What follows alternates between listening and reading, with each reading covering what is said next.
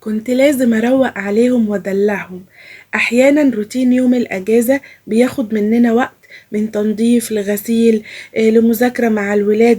بتختم معانا بقى بطبق كشري مصري أصيل. النهاردة جايالكم بطريقة جميلة وسهلة جدا للكشري، يا وعدي ويا عيني عليه. طبق كده بيدوب في البق، تقوليش كشري أبو طارق احلى منه كمان. دي قناتي وصفات ام جودي. لو اول مرة بتتابعيني يسعدني ويشرفني الاشتراك في القناة وتفعيل زر الجرس، ولو من متابعيني حبايبي اوعوا تنسوا تحطوا اللايك. يلا نبدأ وصفتنا، وقبل ما نبدأ هنسمي الله ونصلي عليه سيدنا محمد. معايا حلة هنحط فيها مية تغلي، وأول ما تغلي هنزل بمعلقة صغيرة ملح ومعلقة صغيرة من الكمون. معايا هنا ربع كيلو عدس بجبة. جبته ونقيته وغسلته ونزلت بيه في المية السخنة دي. هسيبه بقى يغلي معايا 10 دقايق، عاوزاه يستوي بنسبة 80%. هنقله بقى على عين تانية وهنخش على الخطوة اللي بعد كده. هنسلق المكرونة.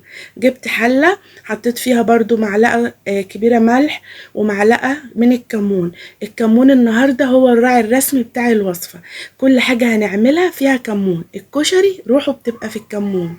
معايا كيس مكرونة اسباجيتي وكيس مكرونة تحمير، اللي هي المكرونة الصغيرة. هنزل بيهم في الحلة وهسيبها بقى تتسلق معايا. هنقل المكرونة على عين تانية عشان نخش على الخطوة اللي بعد كده. احنا من اول ما هنخش المطبخ هنقعد نص ساعة ان شاء الله نكون مخلصين الطبق الكشري بتاعنا. معايا حلة نزلت فيها ب3 معالق كبار من الزيت، وعليهم معلقة كبيرة من الثوم المفروم. هنقلب التومة لغاية ما لونها يصفر معايا وتاخد اللون الاصفر الجميل. هنقوم نازلين بعصير طماطم. معايا كيلو طماطم حمرة مغسولة وضربها في الخلاط ونزلت بيها. معاها قرن فلفل احمر سبايسي، دون اختياري، لو مش حابة بلاش، بس الكشري يعني شطة. نزلت بالصلصة. عليهم بقى معلقة صغيرة ملح، فلفل اسود، كمون، وبابريكا او شطة حسب راحتك يعني واللي انت عايزاه. انا كده المكرونة استلقت معايا. صفيتها في المصفى. وبعد كده هقوم حطها في الحلة اللي سلقتها فيها، ومعاها معلقة كبيرة زيت كده عشان المكرونة تبقى مفلفلة معايا ومفرفرة ما تعجنش على بعضها، وهركنها على جنب. هنيجي بقى للخطوة اللي بعد كده. معايا بصلتين كبار قطعتهم حلقات، وفرغت كده البصلة الحلقات اللي فيها زي ما انتوا شايفين. نزلت عليهم بمعلقتين كبار من النشا عشان اخلي البصلة كلها تتغلف معايا بالنشا. النشا لما بنيجي نحمر البصلة بتدي للبصلة قرمشة ولون جميل، وهنشوف دلوقتي مع بعض.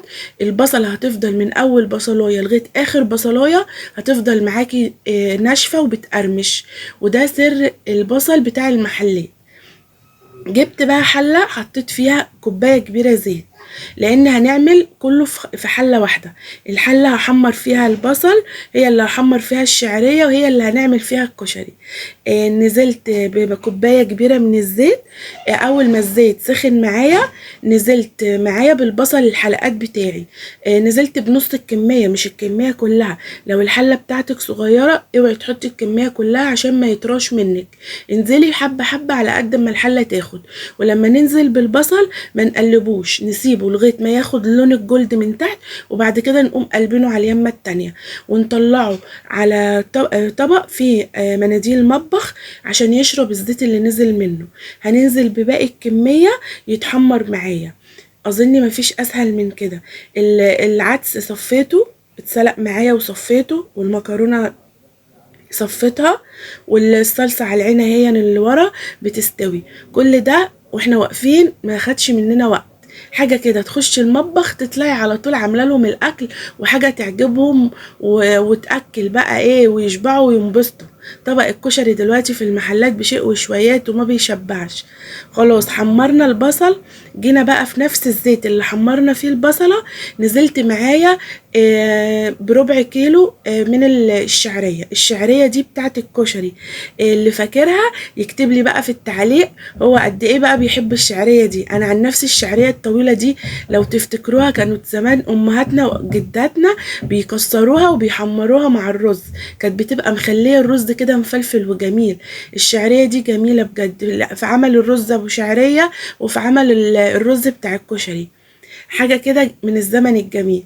هنقلب الشعرية تحمر معايا، واول ما تحمر طبعا ايدينا فيها ما بنسيبهاش علشان خاطر ما تحرقش مننا. اول ما تتحمر معايا الشعرية وتاخد اللون الذهبي الجميل ده هقوم نازلة معايا هنا بنص كيلو رز.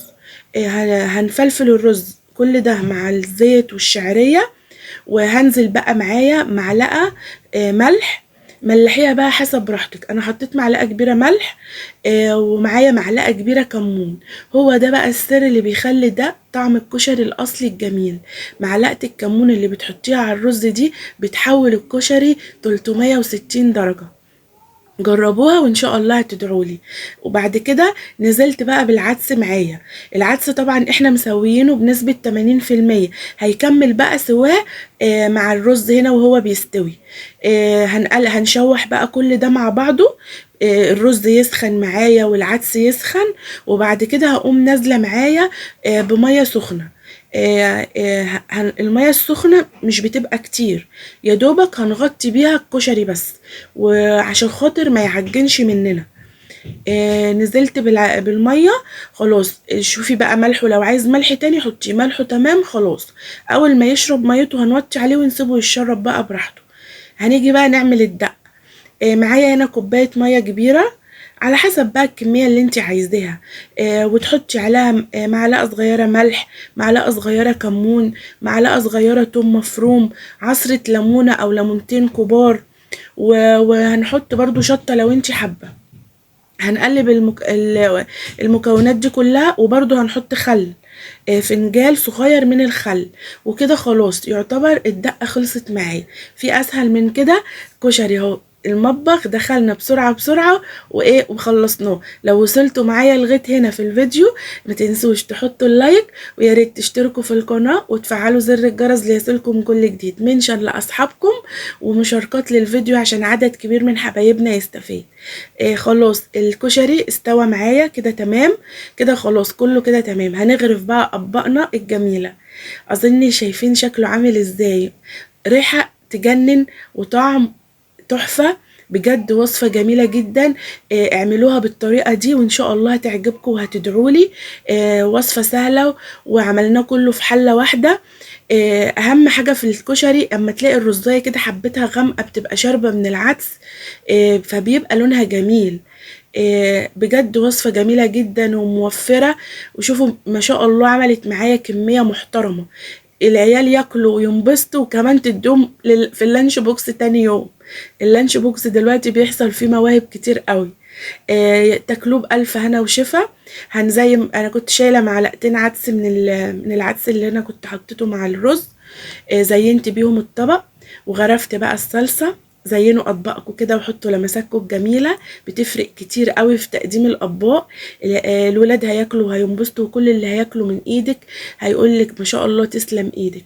وكده الطبق اهو خلص معانا، والبصل لسه مقرمش اهو مطرش ولا اي حاجه ولونه جميل. جربوه ان شاء الله بالنشا وحمروه في زيت غزير، ان شاء الله يطلع معاكم ويديكم النتيجه المظبوطه. قولوا لي بقى ايه رايكم فيه، اكتبوا لي في التعليقات رايكم. اتمنى يا رب الوصفه تكون عجبتكم النهارده. الدقه معايا جميله مظبوطه بجد. طبق كشري يعني جميل جميل جميل. انا عارفه ان انتوا اتفرجتوا على فيديوهات كتير للكشري، لكن النهارده انا عاوزاكم تتفرجوا على الوصفه دي بجد وتطبقوها، هتعجبكم قوي. طريقه الحله الواحده دي جميله وموفره في الوقت والمجهود، وكله كده وانتي واقفه على البوتاجاز في 5 دقايق. حاجة سهلة وجميلة وطعمها جميل ما شاء الله. تسلم ايديكم وعيونكم مقدما. اتمنى النهاردة الوصفة تكون عجبتكم. دمتم في رعاية الله وفي حفظه وفي امان.